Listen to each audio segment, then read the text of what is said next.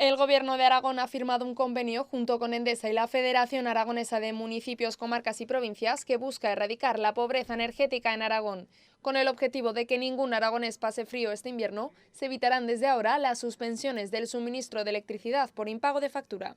Tiene antecedentes en algunas ciudades aragonesas donde ya está operando, pero que con la firma de hoy se extenderá a todo el territorio aragonés, se extenderá a todos los ayuntamientos aragoneses para que nuestros conciudadanos aragoneses estén a salvo al menos de ese riesgo absolutamente espeluznante, absolutamente atroz en el que viven muchos de ellos. Los ayuntamientos de cada municipio jugarán un papel importante a la hora de que las familias se puedan beneficiar de este acuerdo, ya que serán los propios consistorios los que comenzarán los trámites para evitar la suspensión de suministro o su restablecimiento. Poner en valor la labor de los ayuntamientos, que es donde van, en primer lugar, los vecinos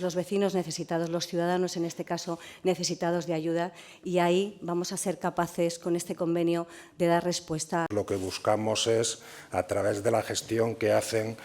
los servicios sociales de los ayuntamientos, facilitar el que durante el tiempo en que los servicios sociales de los ayuntamientos estudian las necesidades de cada consumidor, nosotros